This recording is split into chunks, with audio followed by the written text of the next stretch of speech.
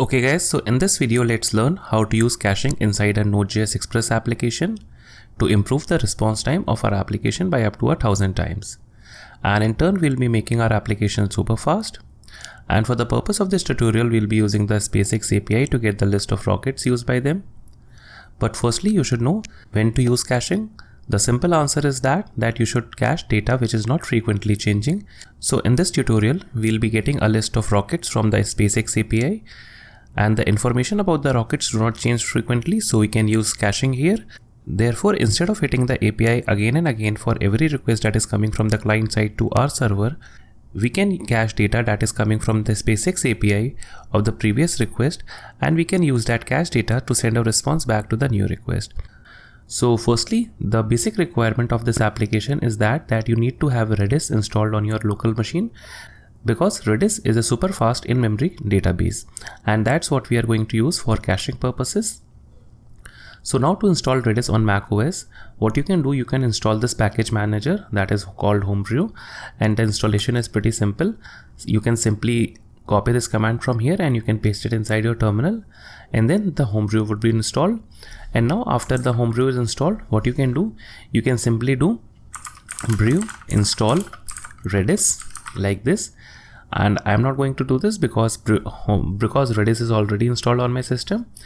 And now finally, after Redis installs, you can check if the Redis server is running in the background by doing brew services list like this. And then you'll get a list of services that are running in the background. So we can see that Redis is running on our system here. And if Redis is not running, what you can do, you can simply do brew services Redis or brew services start Redis like this. Again I'm not going to do it because it is already running on my system. And now finally, to verify that if it is already running, what you can do, you can go to Redis CLI, and here we see that we are connected to localhost port 6379.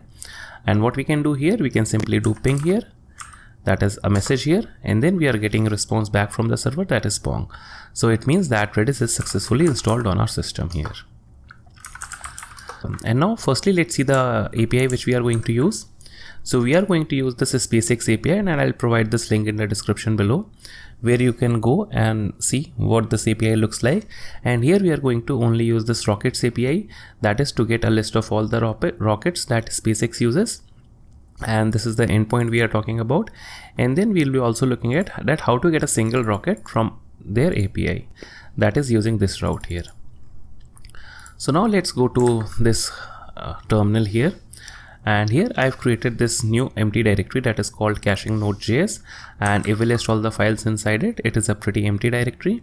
So let's initialize an npm project inside it. So let's do npm init-y to keep the defaults. So now let's clear it out and let's ls, and we see that we have package.json file. So now let me install a couple of dependencies here. So npm install --save express, and then we are going to use Redis module, and then we are going to use another module that is called response time. And basically this response time shows us that how much time it takes for a response to be handled, and we'll be looking that inside code itself. So now let's press enter, and now it is installed. So let me clear it out again. And now what I'll do, this directory contains these files here, and now let me create another file that is the entry point for our application, and that is called app.js. So touch app.js to create this file here, and we see that app.js is there. And now let me open my favorite text editor, that is VS Code. So I can do code dot. So now here we are inside VS Code, and we see the package.json file contains all the dependencies that we installed, that is the express, the Redis, and the response time. And currently we have this script, that is the test script, but we want to have a start script here. So what we can do, we can simply say start, and then we want to use nodemon here, that is app.js. And we are using nodemon because it helps us restart our .js files as soon as there are changes inside those files. And if you haven't installed nodemon globally, then what you can do, you can go to your terminal here, and then you can simply do npm install -g nodemon And again, I'm not going to do this because NodeMon is globally installed on my system. So let's go back again. So now let's go to this app.js, and before starting the project, I need to have one more dependency inside this project, and that is called Axios, because I just forgot to install that dependency. So let me also install it. So npm install --save Axios. So now this is installed, and let's go back again to our code here, and let me close the package.json file, and we see that we have this Axios dependency also installed on this application. And now let's open the app.js files. So firstly here, what we need to do, we need to require some things or some modules. So let's require those modules. So const express equal to require express. Then we want to require Axios. So const Axios equal to require Axios. Then we also want to require Redis. So const Redis equal to require Redis, like this. And then we also require the response time module.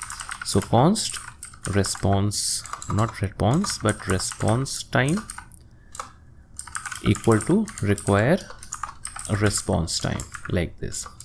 And now we initialize our Express application by saying const app equal to express, like this. And then finally we are going to listen on port 3000. So app.listen, and here we need to pass in the port number, and finally we get a callback here, and here we can simply console log that our Rocket server is on port 3000. So Rocket on port 3000, like this. So firstly, what I want to do, I want to use this module, that is response time, as a middleware inside this Express application. So what I can do app.use, and here we can simply pass in response time and we can invoke it. And basically, as the name suggests, this module adds in a header to your response, which tells the response time it took for the request to be handled. So now firstly, let me create our first route. So app.get, and here we want to get all the rockets from the SpaceX API. So we can use this route here, and then we have an async function here. And since we'll be using await here, so we are using async and await here. So async request response and next, like this. And then inside this function, we are going to use try and catch block here. And if there is an error, we can simply send back the error message. So we can simply say response.send error.message, like this. And now inside this try block, we can get the data from the SpaceX API using the endpoint they provided, that is this endpoint. So let me copy this endpoint from here, and let's go back. And here what we can do, we can use Axios to get the response from the SpaceX API. So const response equal to await Axios.get, and here we can paste in the URL that we just copied to our clipboard. And then finally what we want to do, we want to send back the data that is coming from this response. So we can simply say response.send, and here we can again use this response object, that is the Axios response object, and .data, because response.data contains the actual JSON that is coming from this API. So that's all what we need to do here. So let's save this application. And here what more I want to do inside this application is this, that I want to create a new file here that is called rest.http. So let me create it first, and then I'll explain it that why I'm doing so. So rest.http. So now let me also start the application here. And we see that the server is started on port 3000. And now inside this file, what we can do, we can make HTTP request to our server, that is this server which we are running. And if you haven't installed this module, then you can go to this extensions thing here, that is inside VS Code, and you can search for REST client. And basically this is the extension which we are going to use, because we are not using Postman or the browser. We are simply using this REST client interface to connect with our API or to make requests to our API. So that's what we are going to use in this video. So let's open this file here, that is rest.http. And let me comment something here, that is get all rockets like this. And now let me make a request here. Firstly, we specify the type, that is a get request, http :localhost port 3000, and we want to go to the rockets route here, that is this route which we created here. So now let's click here, that is make a request, and we see that we are getting back a response here. And mostly we are interested in this thing here, that is X response time header, and this header is provided by this module here, that is this response time thing here, that is used as a middleware here. So therefore we are getting this thing back here. And if we see here that we are getting a response time of over 1 second here. And let's see that how do we use caching to reduce this response time to only a single millisecond, that is 1000 times less. And if we look at the response here, we see that we are getting an array back of JSON objects which contains details about all the 4 rockets of the SpaceX. And we see that this rocket's name is this thing here, that is Falcon 1. And the second rocket's name is this thing here, that is I think Falcon 9. And then this must be Starship, I suppose, or it is Falcon Heavy. And the last one is, I suppose, Starship. Okay, so here is Starship. So here we are getting back a list of all the rockets that are used inside SpaceX. So now what we need to do, we need to use somehow caching inside this application to make the response faster from our application, because this data that is coming from SpaceX does not actively change. So we can use caching here. So let's see how do we do that. So firstly, we need to use this module here, that is Redis. And firstly, we need to connect to our Redis database that is running in the background. So what we can do, we can create a client here, that is the Redis client. So we can say const client equal to redis.createClient like this. And here what we can do, we can pass in some options here, or if you do not pass any options here, then it would connect to the local host and on port 6379, that is a default port of Redis. Or otherwise, if you are running Redis somewhere else, then what you can do, you can provide in the host here, and the host would be a 127.0.0.1 or whatever your host is, and then you can provide in the port number here, and here we can simply provide it 6379 and we can save it. And even if it doesn't provide this object here, that is this options object here, then also it would defaultly connect to this host and this port. So let it be here for now. And now one of the pains of using this client object from this Redis module is this: it does not come with promises inbuilt. So we need to convert the functions inside this client object to promises using the Promisify module.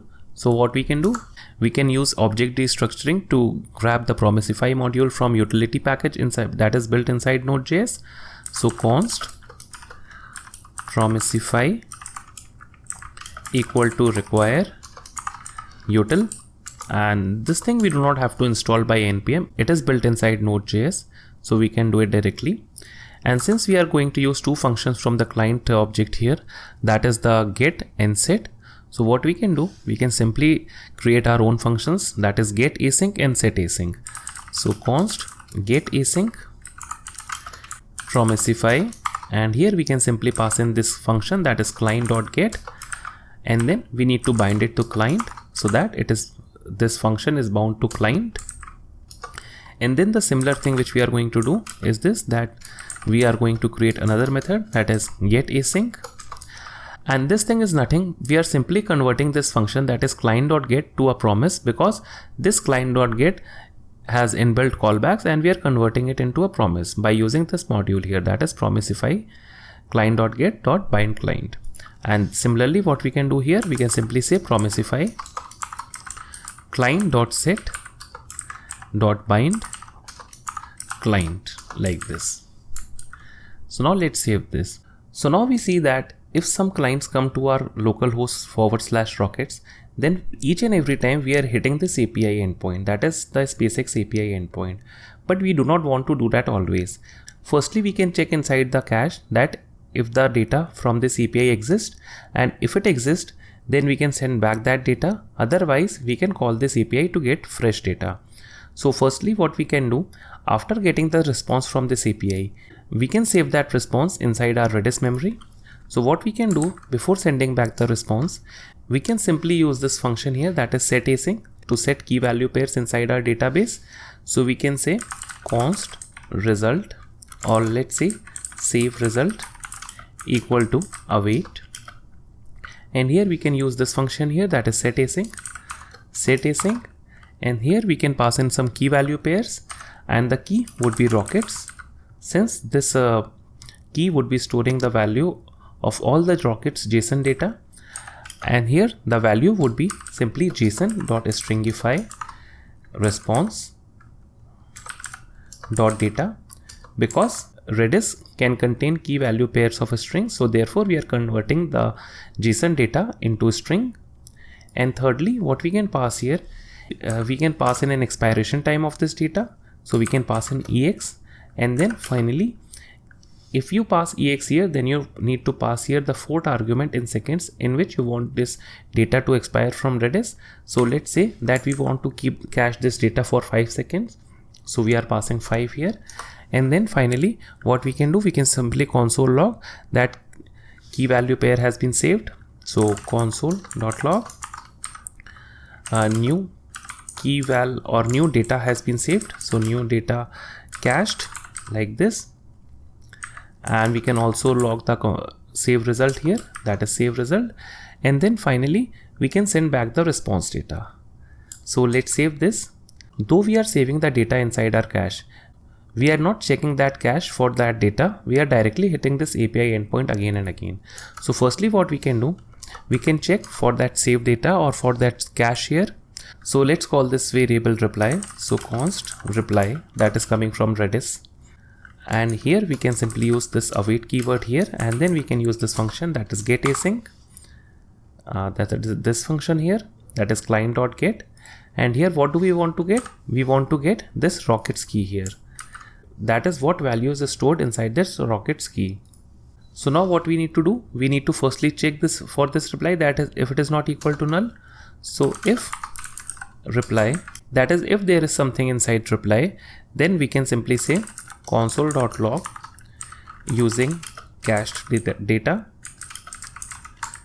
And then what we can do, we can simply send back the response here, that is response.send.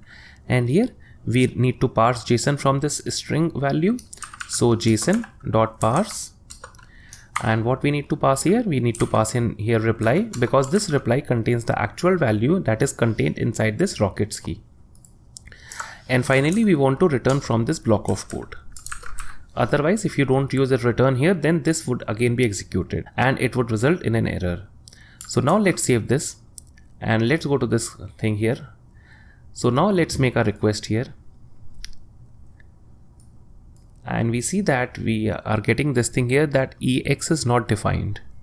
And why is it so? So let's go back again here, and this is because we need to pass this ex as a string here, not direct ex like this. So now let's save this application, and now let's go back here. So now let me make a request here, and we see that we are getting this response time, that is 682. So now let's click here, and again we are seeing this console log statement, that is new data cached. Okay, so now let me quickly make some requests within 5 seconds. So we see that we are getting this thing here, that is new data cached. And then finally, since I am clicking quickly, we are using cache data, and then again after a period of 5 seconds we are again hitting the API, and so on and so forth. And also we can see in the response time here, that is the response time is 0.552 milliseconds. And if we make a request now, the response time is 910 milliseconds. And if we make a request now, it is 0.591 milliseconds. And it is almost 1,000 times less as it was previously. So therefore we see that we are using cached data inside our application. And if I make again and again request, we see that for a period of 5 seconds, our response time is very low, and after a period of 5 seconds, only one time our response time is high, and then again it is very low. So now let's try to hit one more endpoint, and that is to get a single rocket. Since here we are getting a list of all the rockets, so let's see that how do we get a single rocket, and then how do we save that, or how do we cache that single rocket. So let's copy this request from here, And let's go back here and let me make a route here that says get rocket by ID like this. And now let me create a get request here, and this route we'll be creating. So localhost port 3000 and /rockets/rocket ID. So here we'll be providing in a rocket ID. So for example, let's say we want to hit this rocket here, that is Falcon 1. So let me copy this, and this should be this thing here. So we are going to create this route here inside our app.js file. So let's go here and let's create it very quickly. So app.get like this, and we need to go to rockets/rocket ID like this, and this rocket ID would be as a coming as a parameter. And then we are going to use async and await again. So async and request response and next.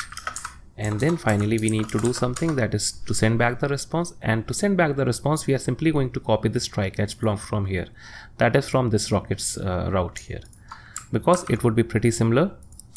So let's paste it here.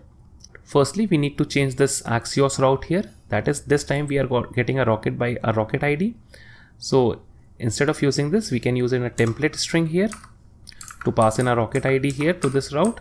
So $rec.params.rocket ID. So let me copy this rocket ID from here and let me paste it here. So now we are hitting this URL. And now after getting the response from this URL, we need to save it inside a key value pair. So this time the key name can be this rocket ID.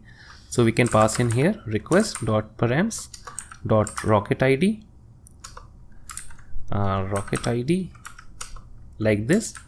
Let me copy this thing from here.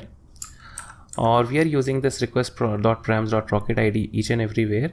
So why not let's extract it here at the very top. So const rocket ID equal to rec.params like this. And then we can simply use this rocket ID here, and that instead of request.params everywhere, we can simply use this rocket ID here. So let me remove this thing also from here like this. And then finally, to get the reply, since the key is rocket ID, so we can simply pass in here this rocket ID like this, and everything remains the same here. Nothing is changed, only the key is changed here, and therefore the value is changed here because of this response here. So now let's save this thing from here and let's go here. So now let's get this rocket, that is Falcon 1. So let's send a request here. So we are getting a response in 670 milliseconds. So let me quickly make a new request here, or we see that new data has been cached here as we see here. So now let me again make a request. Again new data would be cached, but if we make a request within 5 seconds, then we are using cached data and the response time is reduced drastically. And now if we try for Starship, so first time it would take long time, 778 milliseconds, new data has been cached. So let me make a new request here, and we see that we are using cached data and the response time is reduced to 0.503 milliseconds. So we see that how caching helps us to make our application super fast, and inside each and every application, if you can, you should use caching. And again, I'm telling you one thing, that you should only cache data that is not frequently changing data. Otherwise, for a frequently changing data, you should never cache that data, but instead you should always fetch new data. Okay, so one more thing, that this is only an example of using an API endpoint, but instead what more you can do, you can even use your own backend database here. That is, if you are using MongoDB or MySQL database as your backend database, then you can also cache the results of the queries to your database and store them inside Redis cache. And it would again make your application super fast as compared to every time querying to your databases, because Redis is super fast because the data is stored in memory and not on disk. So guys, that's all about this video. So if you have liked the video, do hit the like button, and if you haven't subscribed to the channel, do subscribe to the channel and press the bell icon. And if you want to support, you can support me on the links given in the description below. So thank you, bye bye, tata, take care and have a good day.